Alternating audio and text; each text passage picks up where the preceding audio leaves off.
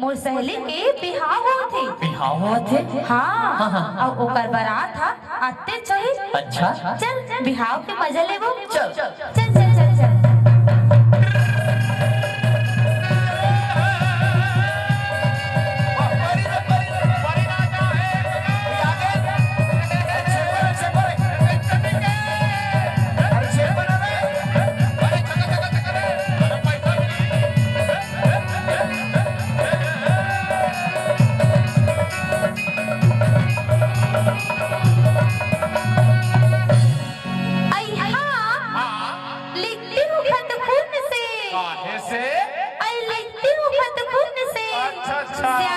समझना। अरे मरती हूँ तेरी याद में, जिंदा न समझना। अब का कथे जानता राजा तहे मोरे राजा, राजा तहे मोरे राजा, कना के तुला आँखें मला गालो गजरा, कना के तुला आँखें मला गालो गजरा। मैं तो बने हो राधा बनवारी रे, आजा नैना की आजा रे, आजा रे, आजा नैना की आजा रे, आजा रे। कहीं मोर रानी, कहीं मोर रानी, तोर बिना खाली जिंदगी के बितेरा, तोर बिना खाली जिंदगी के बितेरा। मोर सपना में जिंदा है फुलवारी, आजा जमुना दी, आजा रे, आजा रे, आजा जमुना दी, आजा रे, आजा रे। आई हाँ, हमें तो लूट लिया मिलके हुस्न वालों ने। हुस्न वालों ने जाना था।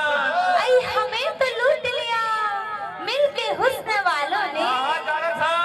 काले काले गालों ने और गोरे गोरे बालों ने।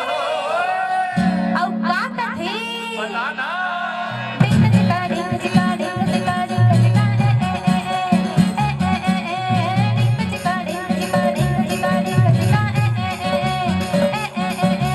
बारह महीने में 12 तरीके से तुझ पे प्यार जताऊंगा रे।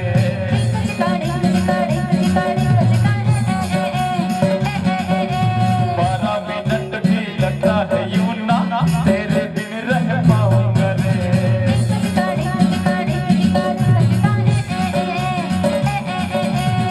जनवरी में जब आएगी फिल्टर और करेंगे चाहत का हीटर, फरवरी में छोटी रह जाए उस पे करे हम छुपन छुपाए।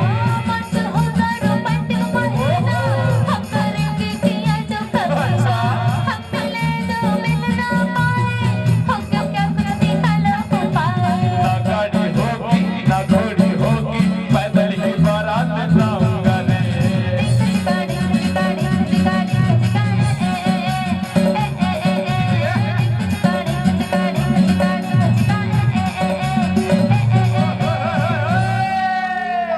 अरे फूल है गुलाब का, काहे का अरे फूल है गुलाब का, चमेली का ना समझना। आशिक हूँ मैं आपका, सहेली का ना समझना। ऐसे का अब का कहते जानता? बताना। खा ले वो चुप मजेदार, ले ले वो चुप रसदार। हाँ, खा ले वो चुप रसदार, ले ले वो चुप मजेदार। ये डाला हम लिख पानी, सुन ले वो दिल जानी। ये डाला हम लिख पानी, सुन ले वो दिल जानी। बेचा तो अर्जुन का बाजार, आना खा ले, ले ले वो चुप मजेदार। खा ले वो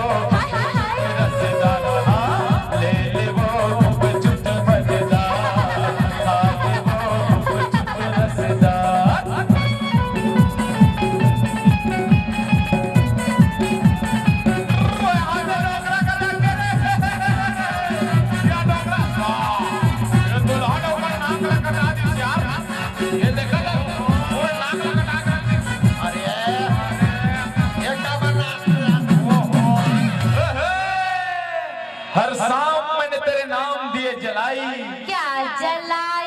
और तो वो भोकवी दिए जलाई, दिए। आई हर शाम मैंने तेरे नाम दिए जलाई, हाँ लेकिन आज तक तूने अपना नाम नहीं बताई।